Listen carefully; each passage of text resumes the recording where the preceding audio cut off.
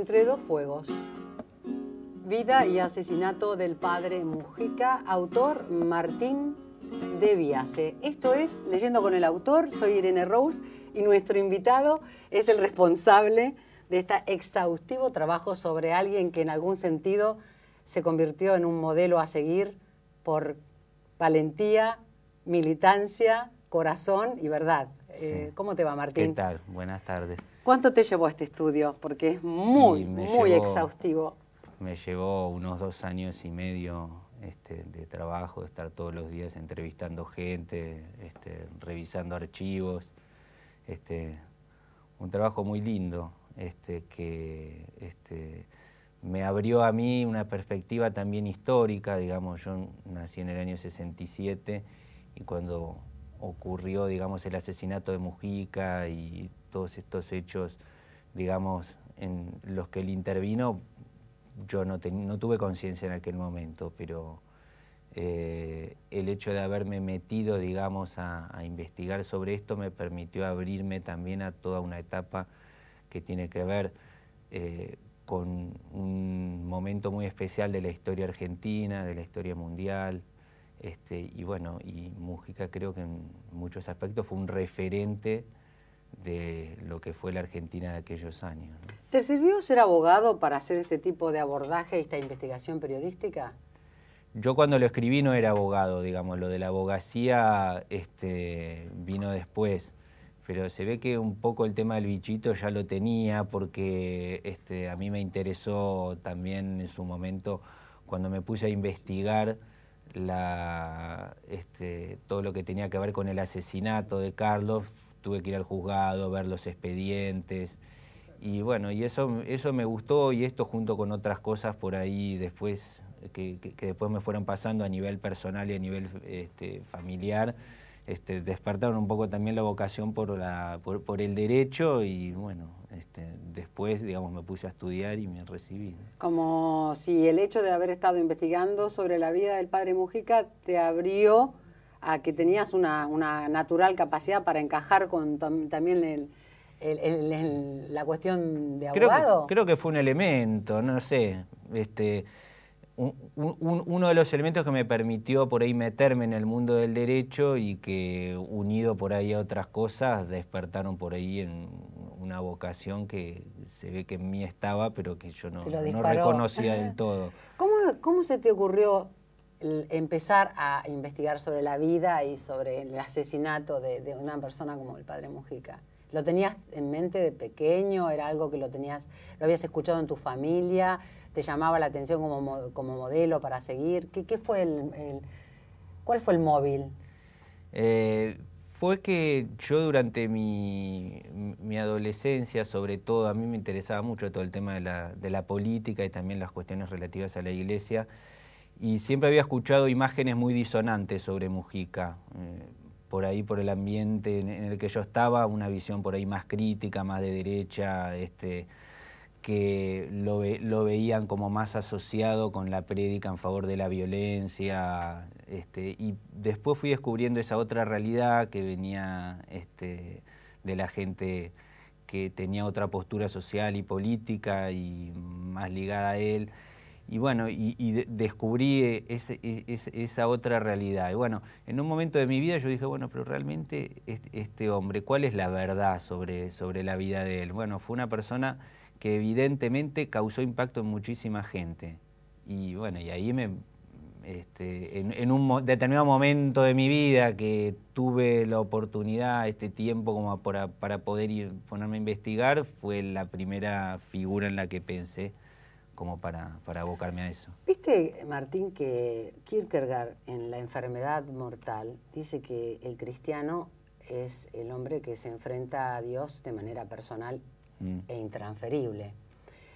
Cuando yo leo tus páginas, todo el tiempo se me aparece la relación que tiene el padre Mujica con Dios.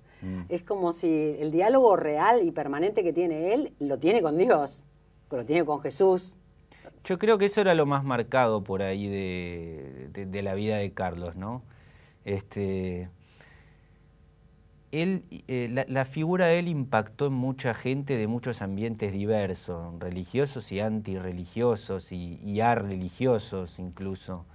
Pero cuando uno se acerca más profundamente a la vida de él, a la de la gente que lo conoció, a los testimonios que hay sobre él, y a los escritos y a las palabras suyas, siempre lo que queda bien en claro es eso, ¿no? O sea que la identificación de él era siempre con Dios, ¿no? O sea, como que lo más importante en la vida de él era su unión y su amistad con Dios y su deseo por ser sacerdote. Y de eso derivaba todo su compromiso social, político, que por ahí lo llevaba a relacionarse con un montón de gente que nada tenía que ver por ahí con su postura religiosa y que lo llevaba a actuar en lo social, en lo político, con gente de otras ideologías, de otra forma de ser distintas, pero siempre el núcleo, digamos, era ese, ¿no? Del cual surgía, digamos, todo su accionar. Y bueno, por ahí mucha gente o algunas personas que por ahí lo conocieron a él en otros ámbitos, por ahí destacan solamente por ahí lo social, lo político y eso, pero realmente cuando uno ahonda un poco más en la vida de él, siempre es como que llega a eso, ¿no? Va mar adentro. Sí. Y corre todos los albures. Está dispuesto también a morir, como decía, en definitiva, cuando Jesús dice que dar la vida por un amigo es el amor más grande. Creo que el padre Mujica tenía comprensión de esa experiencia de lo que es amar al otro hasta el extremo, ¿no? Sí, sí, la tenía claramente y bueno, y por eso en los momentos finales donde él sabía que estaba amenazado, que sabía que lo podían matar, él se podría haber ido, tuvo ofrecimiento, andate afuera, quédate unos meses tranquilo hasta que la cosa se tranquilice. Y bueno, él no quiso, él decía que tenía que estar junto a su gente y bueno, y si le tocaba morir, él estaba dispuesto. Alguien cuenta, ¿no? El único miedo de él era la tortura, decía como que la tortura es como que destruye a la gente por dentro, ¿no? Pero el tema de la muerte no, es como que él fue hacia la muerte no buscándola, porque eso sería una especie de suicidio, ¿no? Pero eso lo que hacía. Pero sabiendo que por ahí que era probable si él seguía diciendo y haciendo las cosas que estaba haciendo y que venía diciendo, que se tuviera que topar con la muerte, y bueno, él no le escapó, ¿no? Pensaba que de alguna manera hacer algo distinto hubiera sido una especie de traición a sí mismo, a su forma de pensar y también a su compromiso evangélico. Además la riqueza de que estaba...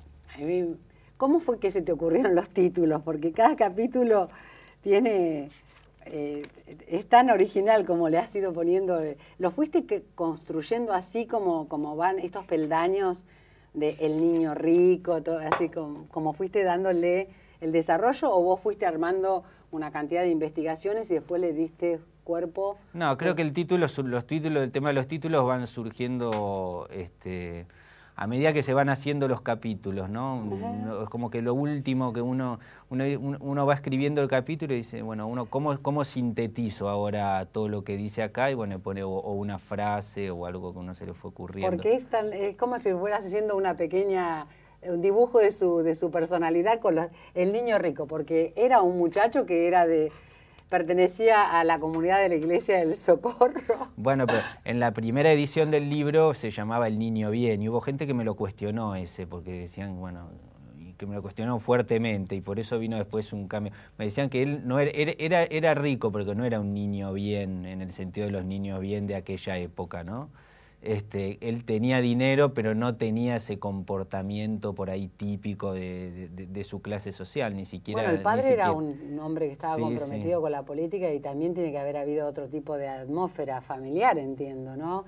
No me imagino cómo se construiría a sus 7 años, pero parecía como que tenía elementos él para ir decidiendo libremente cuál iba a ser su vocación. Sí, el entorno influyó mucho, digamos, por lo menos en sus primeros años, hasta que él prácticamente se ordena de sacerdote.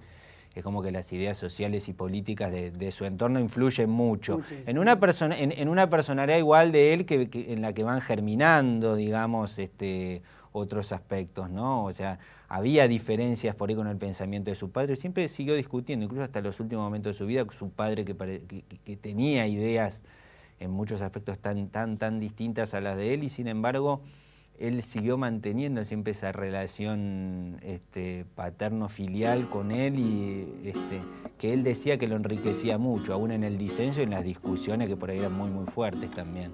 Entre dos fuegos es el libro de Martín de Biase que estamos en este momento desarrollando. Ya volvemos.